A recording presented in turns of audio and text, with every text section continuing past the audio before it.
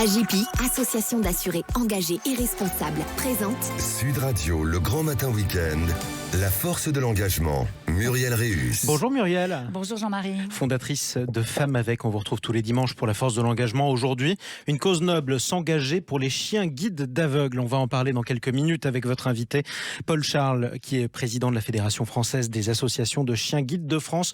Pourquoi avoir choisi cette cause aujourd'hui, Muriel ? Eh bien parce que d'abord j'ai un chien, je connais l'importance des chiens dans la vie des individus et parce que là les chiens guides d'aveugles sont des chiens absolument merveilleux. Dans le monde, d'après l'OMS, près de 43 millions de personnes sont aveugles, 295 millions souffrent de déficience visuelle. En France, sur 2 millions de personnes déficientes, 200 000 sont atteintes de cécité totale ou de malvoyance profonde. Pour tous ces concitoyens, les défis sont quotidiens et nombreux. Déplacements dans des environnements complexes, accomplissement des tâches quotidiennes, participation active à la société, santé émotionnelle, sans parler des préjugés, toujours là, liés au handicap. Dans ces défis, ce compagnon à quatre pattes, le chien guide d'aveugle, va devenir pour 1500 d'entre elles un véritable partenaire de vie, un compagnon indispensable à leur autonomie, leur bien-être, leur contribution à des activités sociales et professionnelles.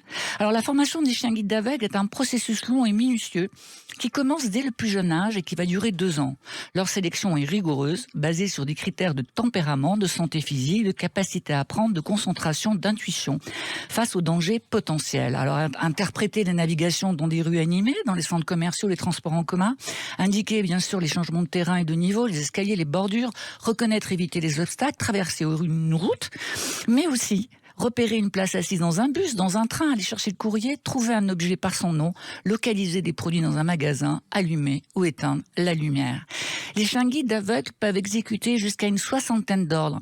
Ils savent évaluer les risques et prendre des décisions qui protègent la sécurité de la personne dont ils ont la charge. Sensibles aux émotions humaines, doués d'empathie, ils peuvent aussi détecter quand son ou sa propriétaire est stressé, anxieux, triste. En essayant de consoler, de distraire, ils vont réduire les niveaux d'anxiété, les sentiments de solitude ou d'isolement. Et c'est vraiment une relation unique, riche, multidimensionnelle qui va se développer entre le chien guide et son maître. Une relation qui transcende la simple notion d'animal de compagnie et de propriétaire et qui les engage tous deux dans un partenariat où chacun apporte sa contribution unique. Le maître croit en la capacité du chien à le guider en toute sécurité. Le chien a confiance en son maître pour répondre à ses besoins physiques, émotionnels, médicaux. Le chien s'engage à protéger, à offrir une compagnie constante, un soutien émotionnel. Et le maître s'engage lui à respecter son chien comme un partenaire égal, à lui donner de l'amour et de l'attention. En fait, cette symbiose illustre comment deux êtres, bien que différents, peuvent s'unir pour surmonter les défis et enrichir mutuellement leur existence. Eh bien joué Muriel, maintenant on a tous envie d'en avoir un comme Exactement. ça. On en parle avec notre invité, Paul Charles. Bonjour à vous et bienvenue sur Sud Radio. Bonjour à tous les auditeurs de Sud Radio merci de m'accueillir. Vous êtes le bienvenu d'abord. Et puis vous êtes le président de la Fédération française des associations de chiens guides de France. Vous êtes l'invité de Muriel Réus. Alors déjà c'est terrible ça, parce que moi j'ai déjà envie d'en avoir un, comme j'en ai déjà un, j'ai déjà prévenu mon chien que peut-être il allait avoir une nouvelle arrivée à la maison. Et je ne sais pas si c'est une émission qui va être top pour lui. Alors depuis 15 ans, vous êtes président de la FAC, cette fédération qui est reconnue d'utilité publique et qui a célébré en 2022 son 50e anniversaire. C'est pas rien.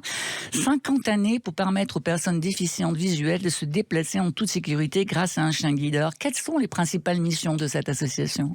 Alors, après, la mission de cette association et de cette fédération, c'est d'abord de faire justement au grand public la diffusion et la reconnaissance du bien-être et du savoir-être, on va dire aussi, de nos amis compagnons à quatre pattes.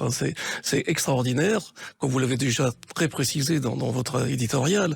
Non seulement ils font beaucoup de choses, mais c'est un confident extraordinaire.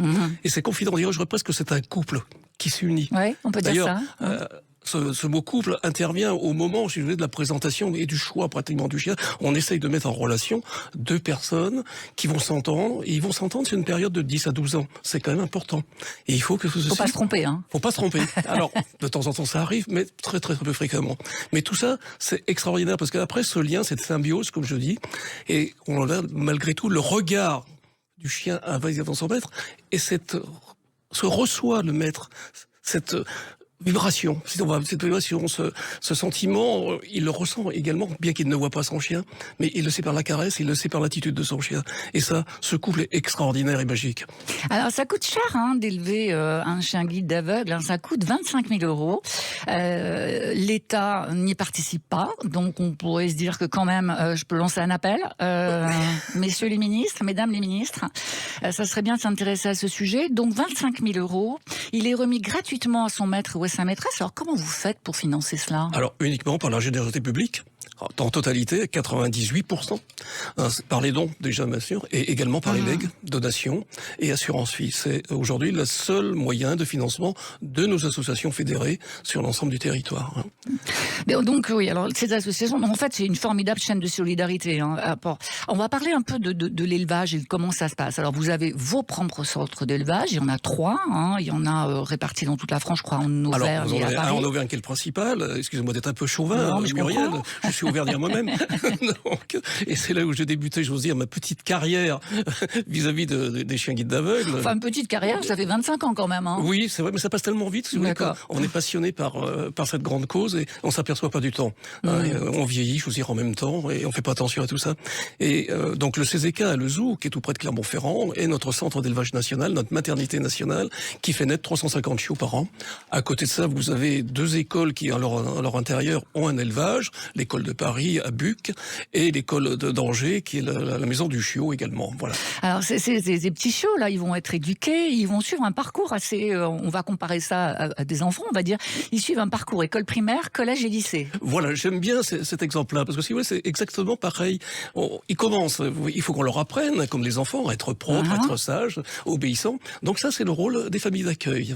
Alors, il y a un rôle aussi qui est essentiel que je voudrais pas qu'on néglige, ce sont les familles d'élevage. Les familles d'élevage, ce sont celles qui gardent nos géniteurs, ok, et ils les gardent eux toute leur vie, contrairement, si vous voulez, un petit peu aux familles d'accueil qui ne le gardent que pendant la période d'éducation.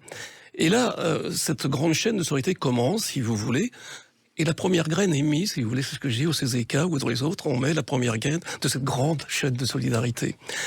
Lorsque la chienne vient mettre bas dans notre centre, elle vient à peu près 8 à 10 jours avant, et il y a une première palpation. Vous voyez, on commence à faire une palpation pour que les chiots et tout ça commencent à sentir l'approche humaine qu'ils vont avoir dans leur vie. Et tout le long des 10 semaines, 8-10 semaines qui restent à notre centre d'élevage, ils sont stimulés, ils sont par différents bruits, également du tactile, on les fait marcher sur différentes sols pour qu'ils puissent après reconnaître lorsqu'ils seront dans une rue, eh bien si c'est du goudron, si c'est une grille d'aération, si c'est tout ça, on leur apprend déjà, on les fait sensibiliser dès leur plus jeune âge. Et lorsqu'ils partent dans les écoles, après le rôle est bien sûr à nos familles d'accueil, que je remercie très vivement, parce que ce sont elles qui ont presque le rôle le plus dur, parce que d'abord, elles ne peuvent pas les garder. Sans ces familles d'accueil et sans ces familles d'élevage, tout ce dispositif ne pourrait pas exister.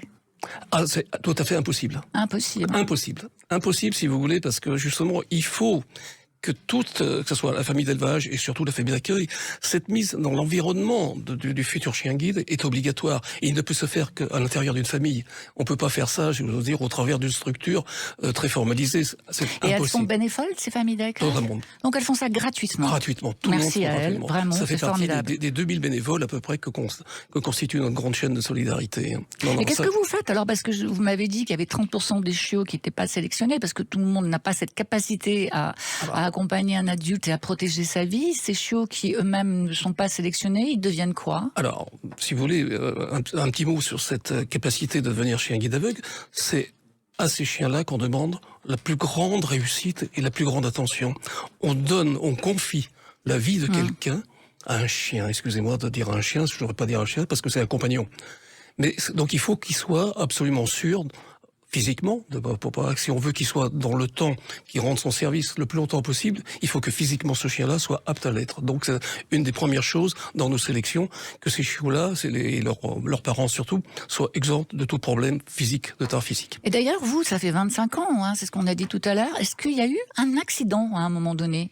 Un chien qui qui finalement aurait commis, entre guillemets, une erreur. Je crois que vous m'avez dit jamais. Alors, non écoutez, aujourd'hui, je ne sais pas si c'est du bois, mais on va considérer que c'est vrai.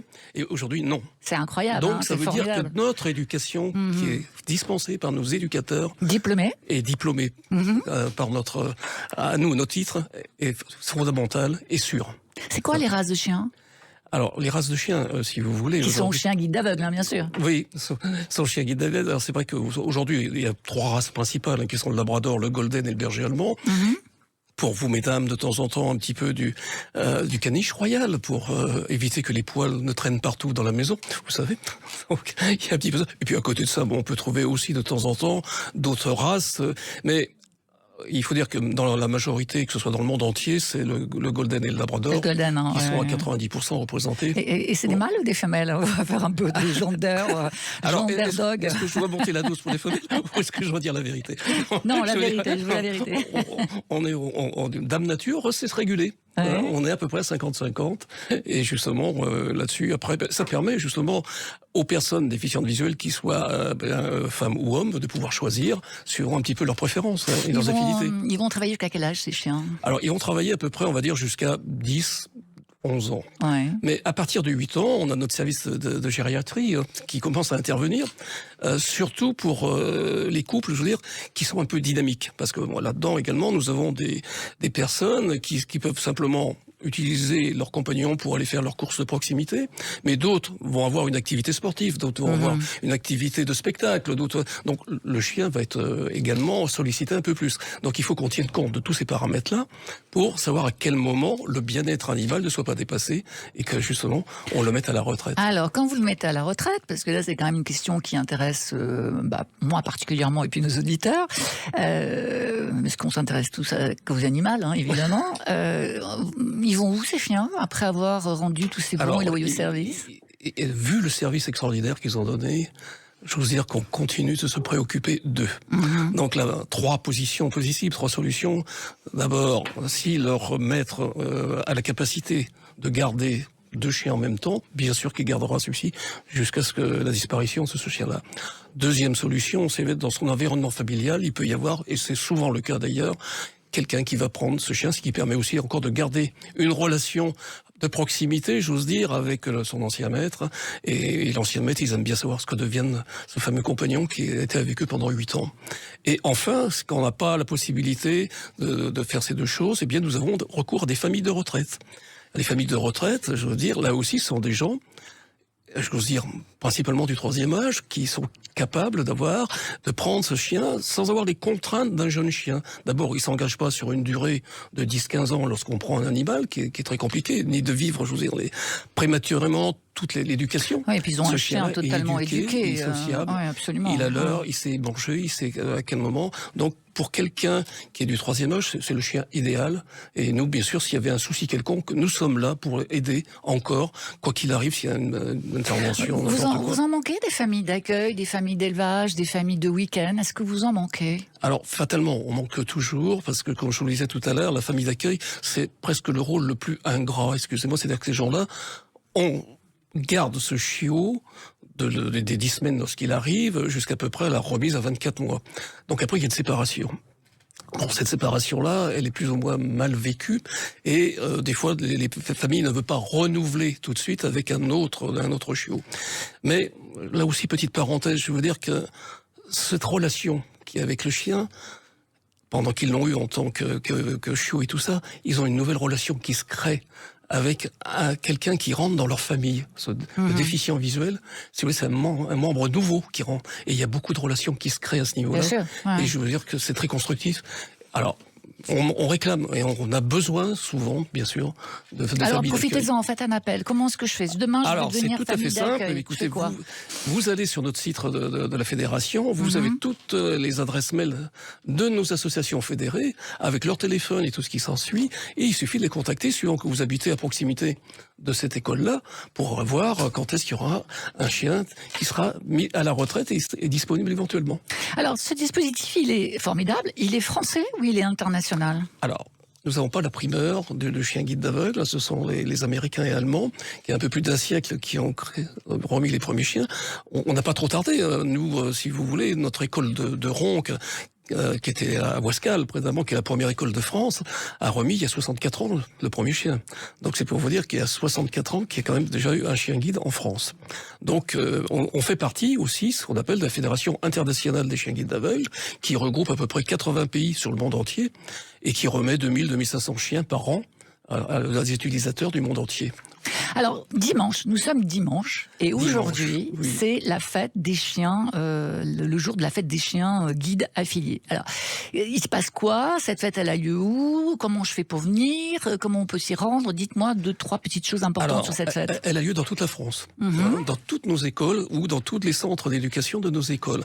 C'est quelque chose qui est récurrent depuis une quinzaine d'années. Donc, si vous voulez, et on a voulu qu'elle soit fixée toujours le dernier dimanche de septembre. C'est pourquoi aujourd'hui, dimanche, on va retrouver tout le monde et l'ensemble de nos écoles qui est également centre d'éducation, votre porteur. Les annonces sont faites déjà par vous, en vous remerciant. Ce que vous faites, c'est déjà bien, parce que ce soir, les gens vont pouvoir avoir une destination et une sortie de week-end. Exactement, c'est l'objectif aussi. Et je veux dire, je les encourage à venir avec leurs enfants et tout ça, parce que ce sont les premiers qui découvrent, et puis après qui font les petites leçons aux parents, en disant pourquoi c'est, pourquoi ça. C'est eux qui posent les questions.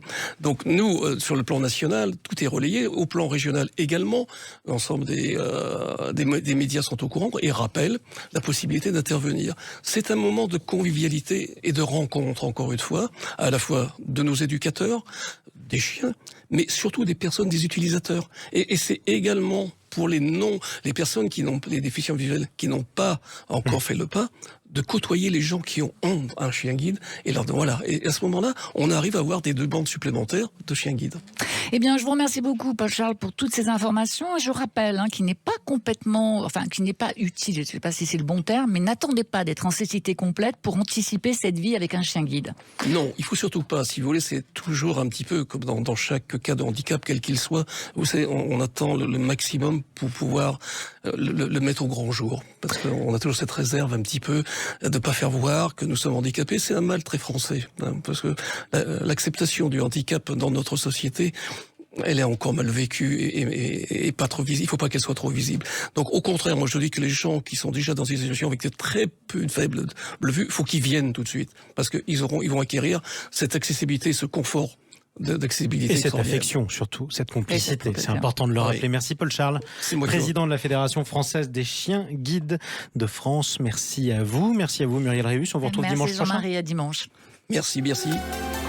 Sud Radio, le grand matin week-end, la force de l'engagement, Muriel Réus. Avec AGP, association d'assurés engagés et responsables.